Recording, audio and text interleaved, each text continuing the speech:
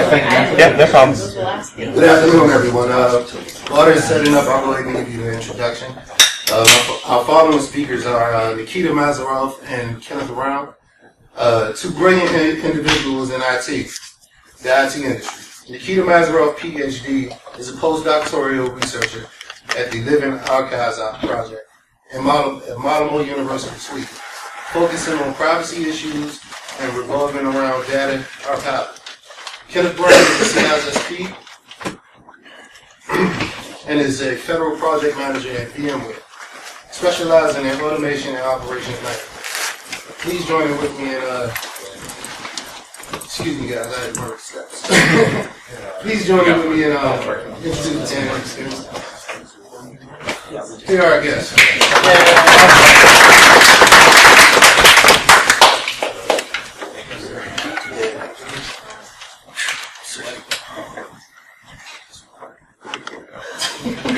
I don't think you gotta really worry about anybody messing with you. No, I'm not worried about that.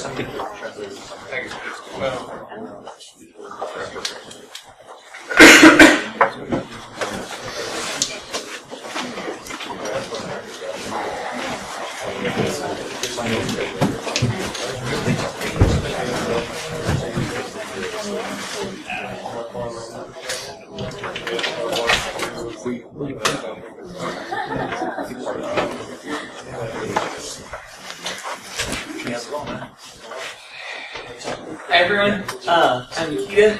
This is Kenneth. Well, today we're going to be talking about digital image counter surveillance strategies and all the things that entails. Sure, to kind of preface what you said a while ago about project management, I do PM now. I'm not sure why I did that. I still want to go back to hands-on keys someday.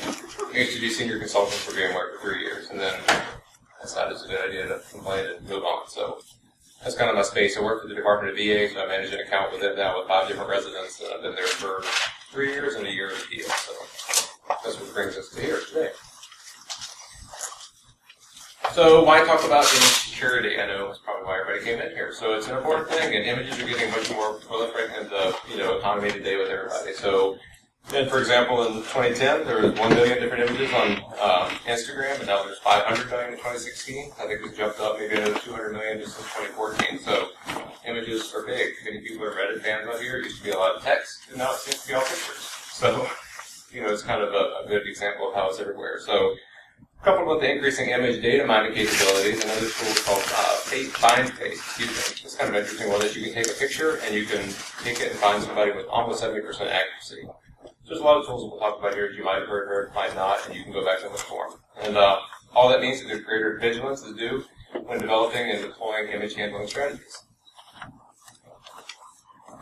So what we talk about today is kind of the myriad ways that images can be mined for actionable intelligence, and some of the ways may not be obvious to you immediately. And that's kind of the point of this talk, is not so much to dwell into the technical backdrop of the image, the metadata, and so on, which we'll be looking at, but more looking at things which are just pictures within pictures that we might not think matter, but that will ultimately show matter actually quite a lot. And then once we kind of show the risks of images, we'll be talking about the counter-forensic strategies or the counter-surveillance strategies that you can use to then minimize security leaks from visual data. And specifically, we're going to focus on 3 things when we talk about counter-forensics. We're going to focus on alteration, obfuscation, and redaction, and what each of those things means, how to do it safely, how to do it without leaking data. So it's not as simple as simply deleting sensitive information. There are particular protocols, procedures that you should follow, best practices, as it were. So here's a preliminary case analysis. There's a URL here. Anybody has a device or something that you want to If anyone can't read that, that's tinyurl.com/besides-ing1. So this is kind of a personal example. Ironically enough, it's a picture that I ended up sending to Nikita maybe a year or so ago. And something that I, innocuously just took and didn't think much of. So the point of this is take a look at it. If you have a device, pull it up and look at it. And then just kind of take a minute to note all the different information that you could possibly glean from this picture and, what you see. And then we'll circle back towards the end of the presentation and let you guys, revisit. So don't call anything out now, but just take some notes of what you think and see, and then see how that changes as the presentation moves forward. Yeah, so just take a few minutes to just take this in. And you can download the raw image as well. Can you read the link again? Tinyurl.com besides img1. Okay. So that would lead you to another longer URL. Hopefully, you'll have a different perspective on images. Is good. So like I said, for now, just kind of take it in. The screen is a little small, but the raw image is a bit larger. And just think about what's wrong with this picture, right? We'll play the classic children's game, right? You look at it, what doesn't make sense here? In other words, what could compromise the security? If you want to keep private the identity of, let's say, the subject in the photograph, what is wrong with this photo? We'll be using this a few years later. Demonstration of why not to do. Well, who took this? I did. Yes. This is an example of some hardware that I just bought. So there should be, if you're thinking about how many things you should be able to extract from this photo, there's no exact figure, but aim for at least a dozen actionable items. Okay, so you can make a checklist of 12 things, and let's see if you can find them. And at the end, we'll circle back to this and see what you guys found. So we'll move on. You can pull it up and look at it about the back. Great. So this is basically what we're going to go over today, a broad typology of privacy concerns. There's going to be basically 6 action points.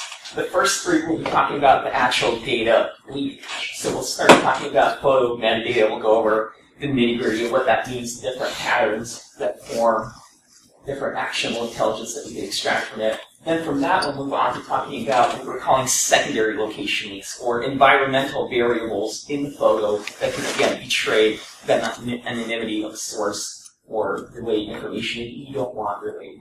Then we'll finally start talking about the safe redaction protocol that we're talking about, altering things, modifying them, and so on. And then after this first segment, the next 3 components are, whereas first of all we'll talk about the image privacy concerns, then we'll talk about the dangers of image discovery, where seemingly innocuous images can be escalated to gain access to private images. And here we'll talk about 3 variables. We'll talk about fusking, what that means, how to perform basic fusking attacks. We'll talk about CDIR, or content-based image retrieval, and then finally briefly touch on social media mining, and then loop back around and how all of this fits together. Okay, so the first section that we'll be talking about in regards to image privacy is the metadata. Okay, images are loaded with metadata. For our purposes, metadata very simply means data about data. It is usually information about the image that is not immediately viewable when you just view the image. Okay, this is one of very basic things that we'll go over in a second, but the most common format for image metadata is known as EXIF, or the Exchangeable Image File format. This is one of the most popular metadata formats for consumer images that you take on your camera, but it's not the only format. There's also, for instance, the IPTC, which the press uses, which journalists use to add keyword tagging and bylines and so on to the photos. So EXIF is the main format, but it's not the only format. But since it is the main consumer format, it's what we'll be focusing on today. So we talked about this metadata thing, this data about data. How do we actually view this data? There are a variety of EXIF viewers, or just general metadata viewers, which can easily extract the information for us. The key figure standalone tool for this is known as EXIF tool. We'll go over this basic operation in a little bit of depth in a second. And then there's also, for instance, browser plugins like EXIF Viewer, which you can load in Firefox and view an image that way. So here we have a sample photo file. Again, another sample. This is not the first image I've used, but a different image. And the address is tinyurl.com/besidesimg2. And what we'll do right now, and you guys can follow along if you're preloading this, is show you what metadata is latent in this photo. And so right now we'll walk you through how to open it in EXIF Viewer in Firefox, which is, again, an add-on for the browser that's very easy to use. It has a nice GUI, and then we'll walk you through how to open it. So you just install the add-on, go to Tools, EXIF Viewer, and then you can select a local file or from a remote URL and load it in.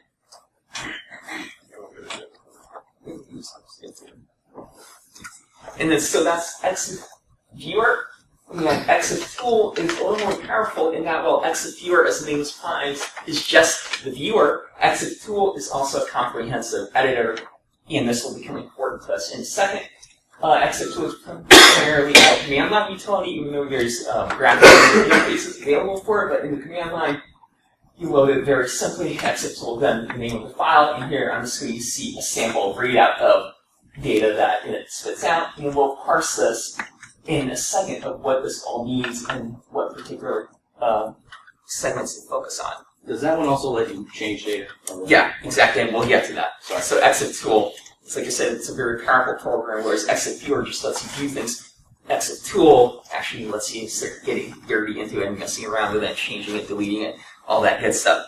But before we get to that, so what information can this metadata reveal from photographs? So once you open a random photo that you took in an exit viewer or exit view, you'll see a lot of technical minutia that, photo bugs obsess over, like focal length, brightness, aperture, all those factors. For us, they're not that important. Instead, we focus on usually marginalized parameters that are sometimes overlooked.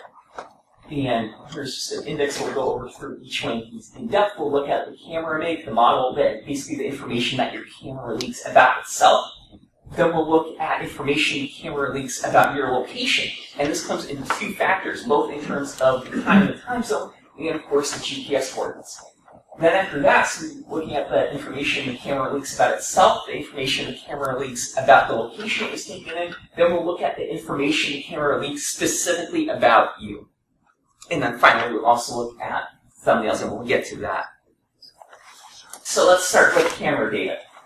So in the metadata, it is not uncommon to find the make, in other words, the brand of the camera, and in turn, this can link the photographer's camera to a photograph, right? Let's say if you took a picture with a Nikon, and the metadata says that this photo was taken with a Nikon, that right away presents a linking chain, right? Where the camera that you took the photo with matches the brand of the metadata, right? In and of itself, that doesn't mean much, right? Millions of people have Nikon cameras, but when it's coupled with all the other parameters, that chain can become stronger and links can become tighter. So we start off with a very general data, right? The brand. The information can then be more specific by then saying the specific model of a given brand, right? That already narrows the playing field down to who has a specific model of a given brand. We can narrow that down even further if the actual serial number is embedded in the metadata, as well as indeed some models do have the serial number. And this finally, we start off with the most general factor, right? The brand, move it down to narrow the specific model of the brand to finally the specific camera, right, by the serial number. And that finally links the camera to a particular person. So serial numbers bear special consideration in metadata because let's say that the photo that you're analyzing does contain a serial number. Right away, this opens up a number of venues for an attacker or an adversary to start asking. The first question that they would ask is if the metadata contains a serial number, was a product registration form ever filled out upon purchasing the device? Right? We all get those when we get a new box. It has a postcard to send in or file online where you want to register your camera. Don't. That's a very simple, direct takeaway is don't. Because that means that your name is now tied to your serial number sitting in a corporate database somewhere that you don't know how they're storing it. Right? You don't know what data security practices they're practicing. If their database is leaked, then suddenly that information is public, right? That you own this particular camera with this particular serial number, and when that can lead another adversary to do a third party is that start injecting your serial numbers into photos that they took to frame you for the particular photo, right? So the takeaway from this is do not register your camera. Another way, however, that the information can be found is another question that an attacker would ask is, okay, if the camera wasn't registered, was the number ever filed on an insurance inventory or an asset list? Right? Because you have insurance, you may specifically include the serial number on the actual form. Right? If that number is available, then an adversary may potentially gain access to it. And state actors, such as local law enforcement, have easier access than non-state actors, but not necessarily, right? Because remember, you don't know the data handling policies of the third party, right? So that is always a risk when you share the serial number. And finally, the third question that they may ask is, are there any other photos online which have that same serial? If yes, then do any of those other photos or websites in which they're hosted reveal any actionable intelligence? In other words, any information that we can use about the photographer. Okay? And there are websites out there such as Camera Trace or Stolen Camera Finder where you can enter a serial number and it automatically performs an open source intelligence lookup of sites like Flickr, which check if the serial number is viewable and it automatically returns all links it finds to images that have the same serial number as yours. Okay? And if these sites stop working, you could always simply do a Google search for the serial number. Right? Plug your camera's serial number into Google and see what it finds. Or you might find an old Flickr account that you forgot you had, for instance. Okay, so the takeaway from this is that serial numbers are dangerous. You need to be careful about how you share them. Moving on to the next variable, remember first we talked about the information that the camera reveals about itself, right? The make, the model, the serial. Now we'll talk about the information the camera reveals about your location. The first thing that the metadata usually leaks is the date and the time. Okay? The date and the time can be plural. In other words, there's not a singular date and a time in a camera's metadata. There's usually a plurality of different dates and times. This can be the date the photo was taken, the date the photo was modified, the date the GPS coordinates were recorded, and so on and so forth. In other words, if you're reading through the metadata in a photo and you find one timestamp and you remove it and you think you're safe, you're not. There's usually at least 3 different timestamps embedded in metadata and oftentimes more. So let's say that a photo is either known or suspected to be taken at a given location. We can retroactively use CCTV footage to then review to find the corresponding actor who was at that point in time. Right? So let's say we take a photo of a poster that you put up. Okay? You put that photo online. You have the GPS coordinates of where exactly you are standing, plus or minus a few feet. Someone else can later pull CCTV, like a state actor can pull CCTV footage and then record who exactly was standing at that point in time who took that photo. Right? So in other words, the date and time are dangerous because they, like all the other factors, can be coupled together to escalate the potential risk. And finally, the time zone can, of course, narrow down the location in which the photo was taken, which again can be corroborated with corresponding GPS data if it's available.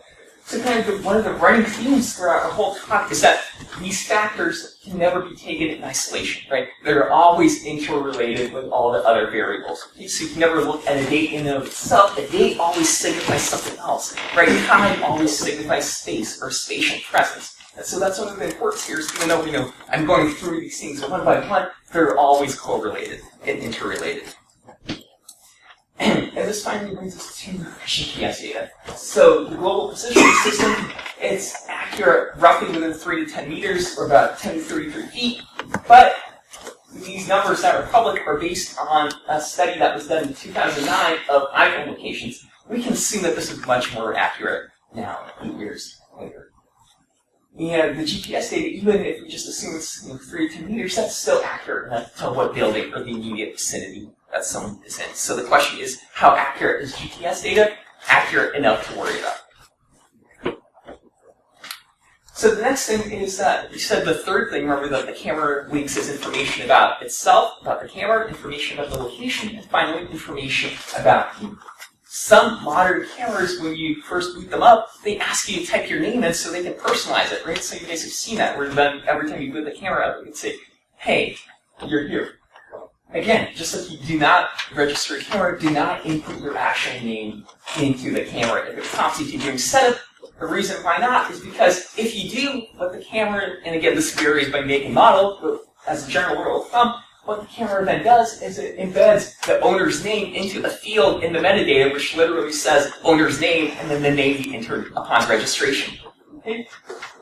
So again, the simple takeaway from this is don't do it. Do not enter your name if the camera asks you to. And the basic corollary of this is similarly don't assign identifying names to SD cards that you plug in or to folders or directories, because again, these can be potentially compromised trivial information. And then the last component of metadata that we need to worry about is thumbnail data. Up to now, we have been talking exclusively about textual metadata, right? Metadata as just text, as GPS coordinates, as serial numbers, as model numbers, brand names and so on. But metadata is not restricted to textual information. It can include binary information. In this case, it can include other images. Specifically, it can include the original unmodified thumbnail image. So let's say that you take a photo, you notice that there's some stuff on the sides you don't want in the photo, so you crop it out. You open up Photoshop, you crop it out, you save it, and you think you're fine. Fun fact, Photoshop by default saves the original unmodified photo as a thumbnail. In fact, PDF documents do the same thing. Let's say you scan a document into Acrobat, you redact what you think are the sensitive parts in the footer, you save the PDF and think you're good to go. No, PDFs embed the original unmodified scanned image as a thumbnail view. So you would need to delete that specifically. So in other words, metadata is not just text. It can also be binary data or specific images. And is the thumbnail actually included into the overall modified file? yes. So it's not its own separate thing. No. But then No, that's the thing. It's the thumbnail. Like I said, the metadata is data that exists within the file, right? Usually in the header or the footer. well, doesn't that kind of defeat the purpose of doing the redaction anyway? Exactly, unless you can, of course, Sorry, I don't remove the mean thumbnail. to answer a question when you're in the middle of it. No, but it does unless you can remove it, right? Which we might potentially. And you'll get to later. Ways of removal and cleansing and okay. Right. Well, you also got trouble with this. In 09, Oops. the marketing department released something, and it got out to the public. They had redacted it, and people were able to retrieve the data. They blacked out. Yes. We'll get specifically to that too. There's the issues that you bring up about redacting, so-called using blackout boxes that present a very specified risk. They'll eventually become apparent. But for now, the takeaway from this is that, yes, the thumbnails are embedded directly into the image. They're not separate.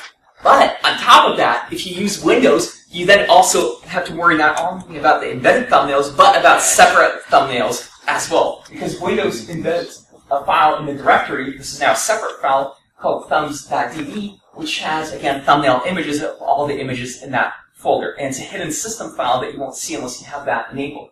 So kind of, if you're using Windows, you already have the native metadata to worry about, and then you also have the operating system layer to worry about as well. So you have to twice remove it. There's instructions for that widely available.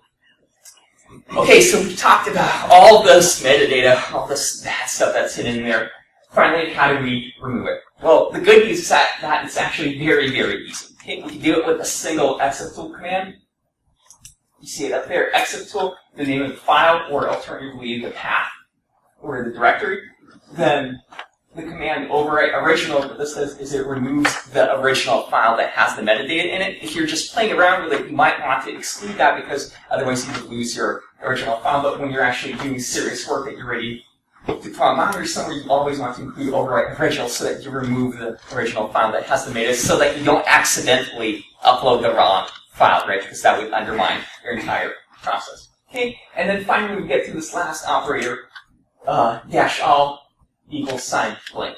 What this does is that it replaces all metadata fields in the photo with blank space. In other words, this is another way of saying that it deletes them all. So in order to delete metadata from a file, you can simply run this command, or you could, again, if you're running Windows, you could create a shortcut that automatically does it, and you just drag folders onto it every single time before you upload them. Actually, sorry, I lied. I said that it was very easy to remove metadata with a single command. Actually, it could get very hard. There's some metadata which we can term persistent. This is metadata a class of metadata which is resistant to deletion. Okay? For instance, to take an example, exit tool, it has no trouble handling usually photo JPEGs. If you toss a photo at it that you took with your camera, it will usually do a very good job of scrubbing it. But let's say that you have a PNG, a portable network graphics file.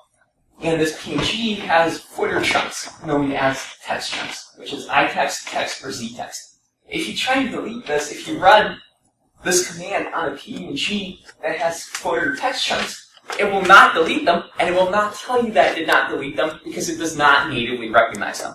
Okay? So in other words, it may not actually be that easy, and therefore you should never rely on simply exit tool. Can you explain really quick what a text chunk is?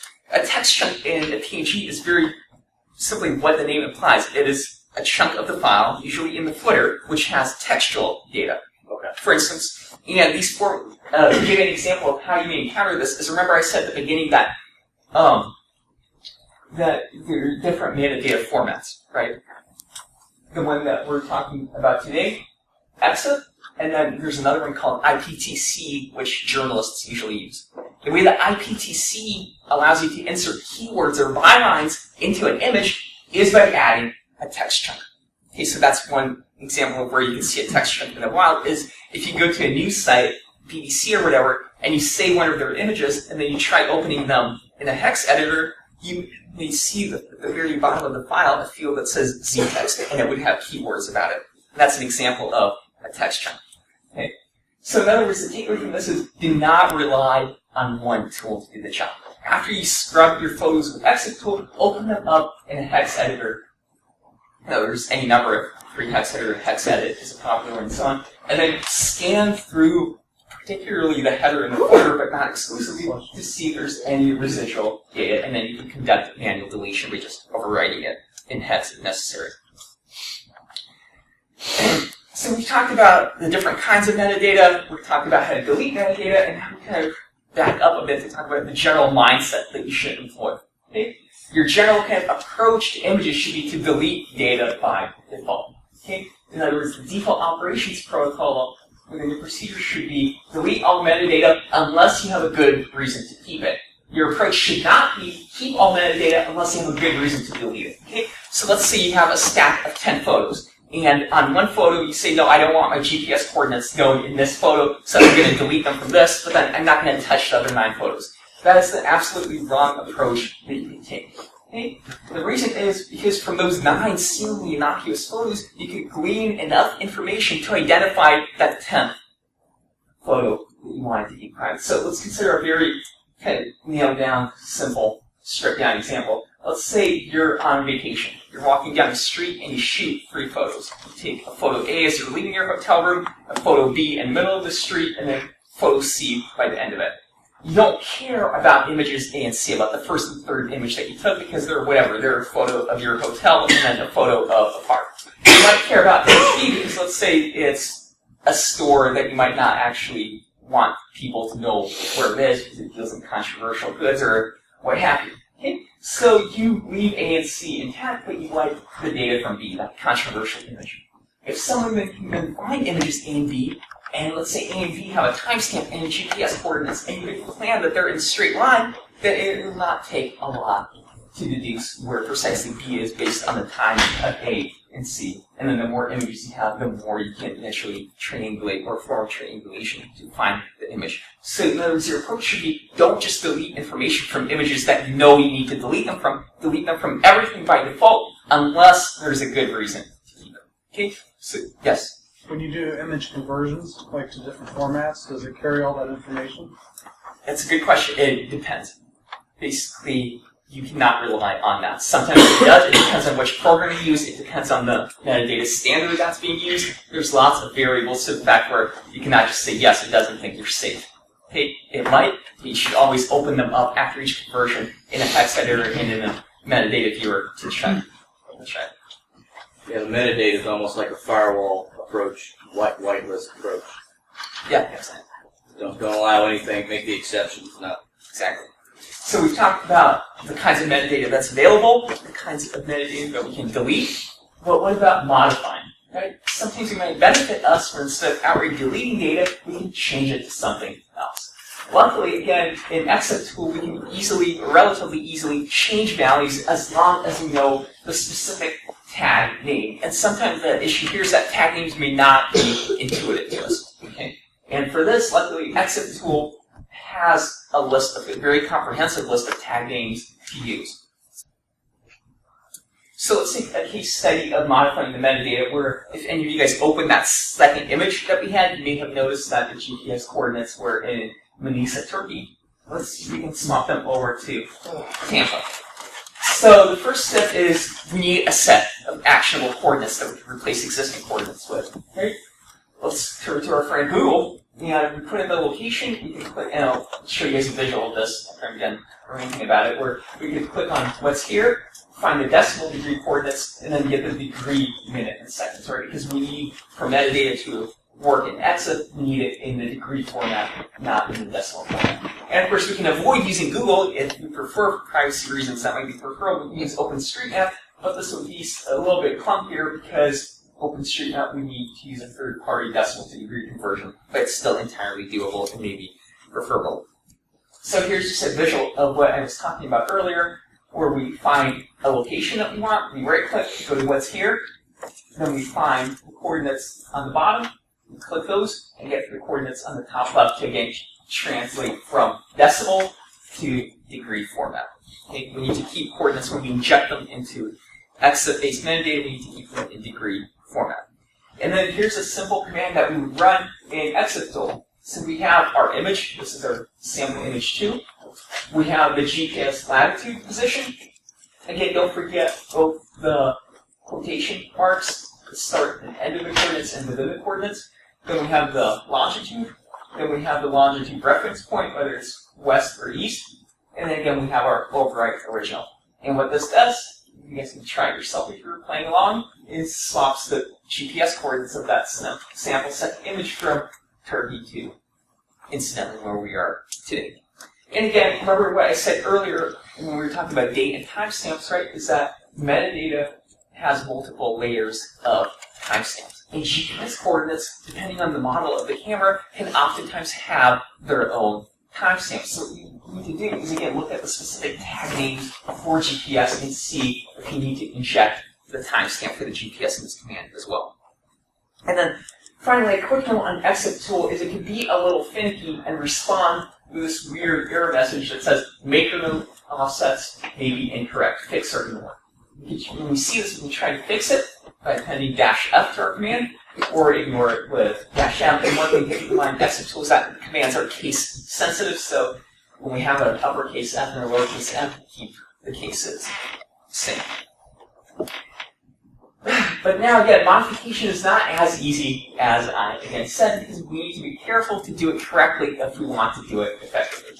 In other words, we need to avoid, when doing counter-forensic work, we need to anticipate future forensic analysis and make sure that the forensic analysis can not only detect the original image, but that cannot detect tampering.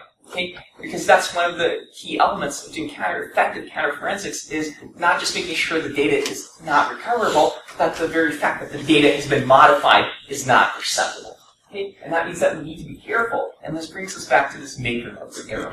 Okay? Maker nodes are manufacturer-specific metadata tags. In other words, they're tags that a Nikon might have, but that an Olympus won't have. Okay? And again, this brings us to yet another tag list. This is like the third tag list if you're playing along, where there's a nice explanatory list of the different maker nodes. In other words, the tags that different manufacturers take. And this is significant because we need to assume adversarial familiarity with maker nodes. For instance, here I have an internal newsletter for law enforcement officials from, I think, 2007, where they explicitly state that forensic analysts should be cognizant of maker nodes not matching. Okay? That in turn means that when we're doing counter-forensic work, we need to be cognizant of the fact that forensic analysts are cognizant of the fact that we might spoof maker nodes, and we need to make sure that the spoofing is done accurate. That's why oftentimes it's easier to simply delete instead of modifying. Okay, that's enough of metadata stuff now. We also only have 7 minutes left, so I might kind of skip through some of these kind of quick, so we can get to the end so you guys can review the picture again. So, moving on past metadata, the secondary stuff that you need to look for is location leakage and related environmental visual type leaks. So, you always need to be cognizant of all the manners in which visual clues might be inadvertently compromise the situation. So, for example, if you think back to the picture that we had, there's a lot of different things that you can take from a photo that you might just happen to look at on Facebook or whatever, but you can dig further into it. So, brand names.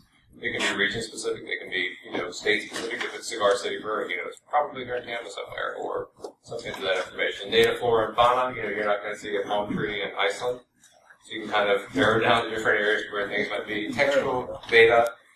So, for instance, if you see a newspaper out there, if you see, a date and time, you can use that. You can also use it to your advantage, too. So if you want to have somebody confused a little bit, take a Turkey newspaper and lay it on your coffee table and take a picture or something. Light switches. You might think of them as common here, but different countries have different standards. So like a single little flip switch might be different here than wherever you are. So, everything is regional is kind of what it comes down to. Electrical outlets is another one. Our 110 outlets are different than over in Sweden. Sweden and other places. So something also to be cognizant of. And then, identifiable locations. Say, for instance, you go down to Key West and you go to the big buoy down there and you take a picture. There's only one of those in the world, so people know exactly where that is at the end of US 1. So chain hotel rooms is another thing. People take pictures in hotels, and you can take pictures and go online and then search via hotel what their interiors look like and try to coordinate what that is to find a chain. So say it's a Hilton or a Hyatt or something. So you can start to narrow down individual things, but then also pile it all together. So you find a Hilton with a brand logo and blah blah blah blah. From PII. Yes. So just identifiable information. Yes. So there's a lot that people think about. And the reason we just do the II, not the PII, is because we're focusing on the environmental. It doesn't have to be personal. No, It exactly. could be something as simple as the Personal. hotel chain. Bedspread. Yeah. Bedspread, because they're like Yeah. part of the branding. Yeah. Yeah, it's identifiable information, and if you, as minute as something may be, you tie enough of those together, and then you could go, this city, this hotel, this time because the sun is at a certain thing coming through the window. I mean, You can Google Map and see the orientation east, west, for hotel windows. And well, for people that have a detective mind, Yes. they can really Yes. put those Hone in things on it. together. Yeah. Go off with some of this. Here's some of just the outlet examples. I mean, I'm sure everybody knows that you go to different countries, different outlets, so you have to find some of these and other things. So, for instance, just to give a quick example of where this might be useful is, let's say you're taking a promotional photo of your data center, and you want to disguise the location of the data center's in. What you can do is swap out the outlet heads, right, to change them to, let's say, Switzerland, right? And that would make it appear if someone was closely analyzing your image and they saw an outlet in the corner, like, aha, I wonder where it is. They think, oh, it must be in Switzerland, right? Whereas all you did was just swap the outlet head out. I work in a data center, run a data center. If you have outlets going wrong, you do it wrong. That's true. Good point. So some additional visual cues, aside from the different localisms that we talked about, be wary of any other PII type slippage things. So reflections in mirrors, exposed body parts, use your imagination for that one. Height things, so if you're standing next to something or where the level of the camera picture is taken, you can judge somebody's height based on how high they're holding the camera, things like that.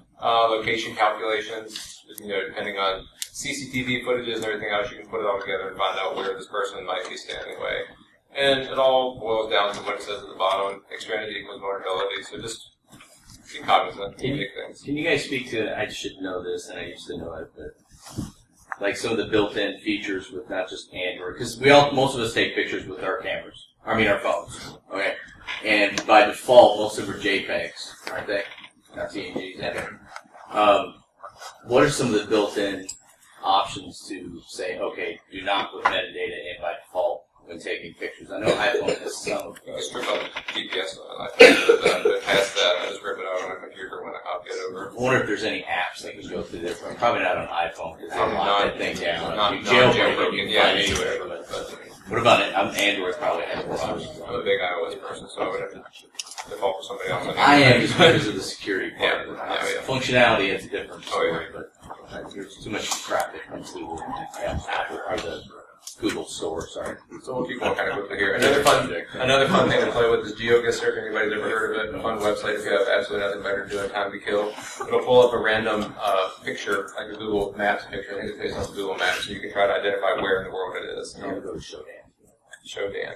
Have you ever heard of it? I'll tell you about that. Okay, we'll hear about it later. So anyway, it'll scare the hell out of me. Yeah. Great. So another kind of thing to worry about with Shodan? is safe redaction. So let's see how a potentially sensitive component of an image, right? And you want to get rid of it, okay? And you might have the impulses, to use a flashy, gimmicky novelty filter that you have in Photoshop, like a blur, whatever, fuzz, anything, right? Again, the key takeaway from this is don't. The reason is, let's say that you have a credit card, or let's say your ID that you put up, so you want to show it off, but you feel like you're being smart because you blurred out your employee number. Okay? If someone can guess the font that's used on the ID card, which they probably can from text that has not been blurred out, they can then simply generate an A to Z 039 list of different characters, right, that the font uses, and then go through and apply all the common blur filters that are available in Photoshop, and then compare the opacity and so on of every single square to then potentially deduce what text was. Okay? Right. And then, We're geeking out. so then one more thing after that is that, again, think about blur filters. So when you use a swirl rotation, right, the swirl can be undone, but just going around slowly until you get the image back. So the takeaway from this is, do not use gimmicky filters for that. Use redaction boxes, which we'll get to in a second. But before that, what you need to remember is even secondary subjects in photos can be critical. Let's say you have a photo of a guy and a dog, okay? And you don't want to see who the guy is, so you blur him out, but you leave the dog. Right? You can still perform image attacks against the dog to potentially de-anonymize who the guy was. Okay? And it sounds funny, but it's true. Just like you could do the second reverse image searches to the guy, you can do the same thing to the dog. So the key takeaway here is think about secondary subjects in photographs who are not your primary subject, but who may be critical in protecting the identity of the primary subject.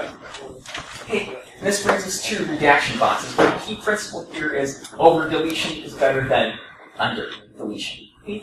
In other words, you need to redact more than you think is necessary. One of the main reasons to do this is to avoid what we call remainder information. This means the sender or the ascender remnants of the font. And this means that the lines that kind of go above or below the baseline. So the letter lowercase g, for instance, right, that has a descender remnant, or if you blur it out, you can see on the side that there's a little bit left under.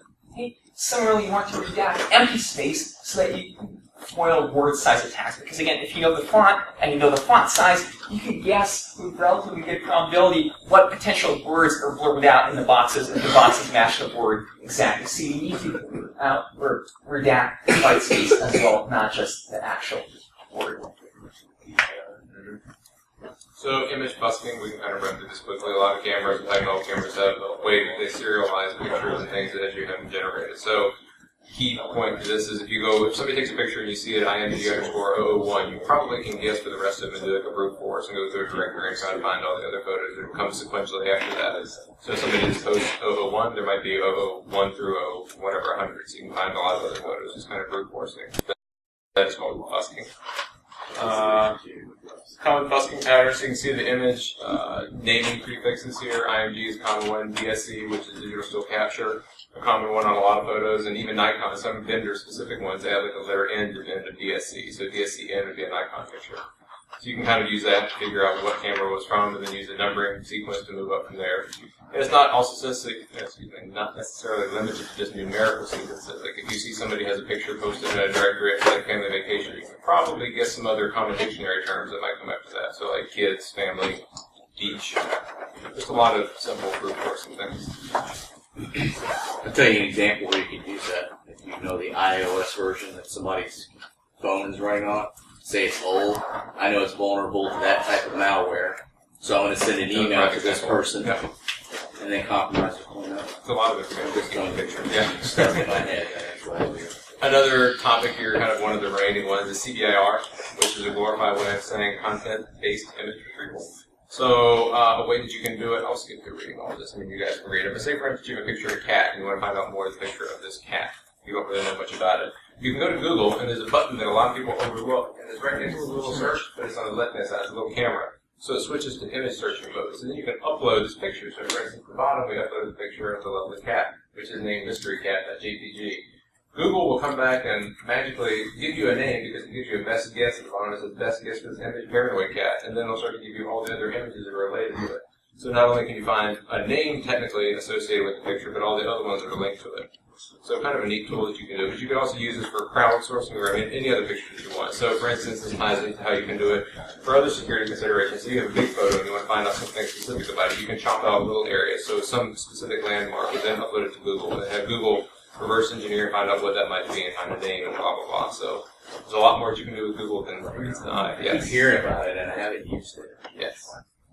So finally, kind of the third component of image discovery that we'll briefly touch on is just social media mining. So once you find a social media account, once you discover that based on performing CBIR, right, you can then utilize that for acquaintance mapping, right? So now you know not just who potentially took the photo, but who their friends are. And in fact, you might find who took the photo through their friends, right? If you perform a CBIR search and you find someone's Twitter feed, and they're not the person you're looking for, but in their friends list or in their followers, that person is there, and you eventually narrow it down. So the point is that social media mining can be used to build acquaintance maps to find out who is related to whom, and then you can escalate that to gain even greater privileges by seeing when someone, like you can find when someone posted a photo of celebrating my birthday today, and boom, you now know their birthday, right, which you can use to potentially sort of secure password reset questions, right, and so on. So social media mining is a critical component. Okay, so now to double back, remember this photo that we put up at the start, you guys looked at. Who wants to shout out random things that they can identify? Remember I said that there's roughly about a dozen, so you guys can just shout them out. See your face in the glasses. Good. Blue camera. Good. So what more can you tell us about that? So good so you can see You a got a blue face. camera, I can tell you have glasses. Good. I think I can see some sunlight. Good. Serial number. So you're in a house, Serial ceiling number. fan. Nick card. Great. So good. So serial numbers. Good. You can see on the devices here. You can see the actual. So if you zoom in, you can see the actual serial numbers, which is And sport contract. Sorry? Sport contract and manufacturer to Dell. good. Good. Exactly. And then from there you can trace that. Oh, I take it down after we prepared it. No, you can go That's back. on. Okay. So what else? You can tell you you're running Windows 10, it looks like. Good. Yeah. You can, if you zoom in on the screen, you can see the OS, right, and then target particular exploits based on the. I couldn't tell the time. I didn't see the time. Say in North America, because the outlet.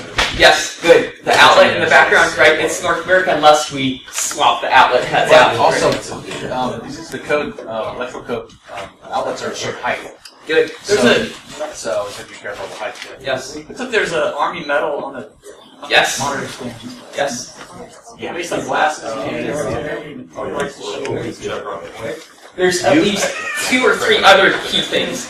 Yes, you can pick out. The logo on the hat. The logo on the hat, yes, perfect. You guys specifically look at that, and it turns out it's a local logo. What does that mean?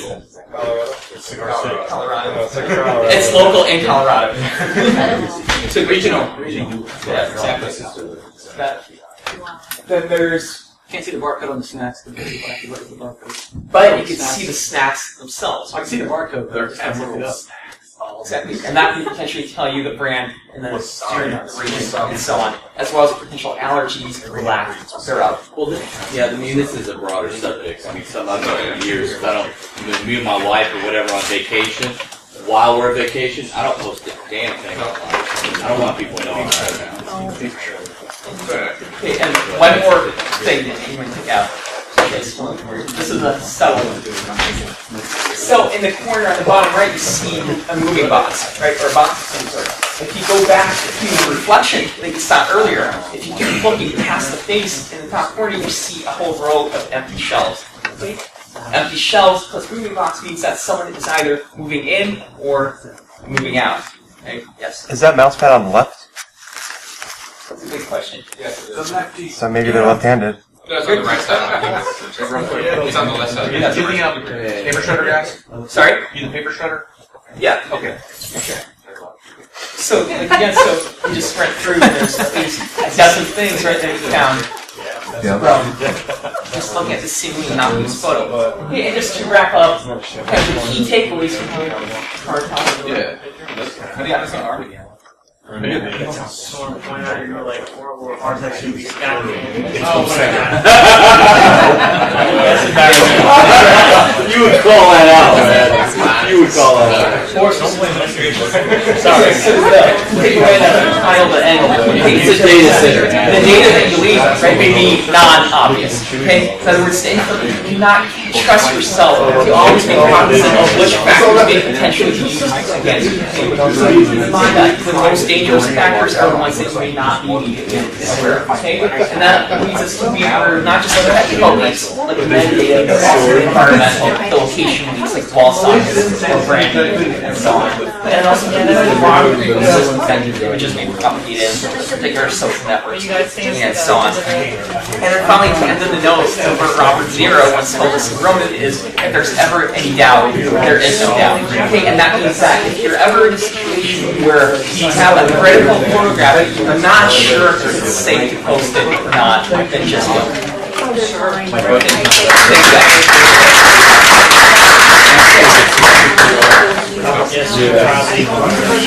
Yeah, my port. Thank you very much. Yeah. I appreciate it. I wish I had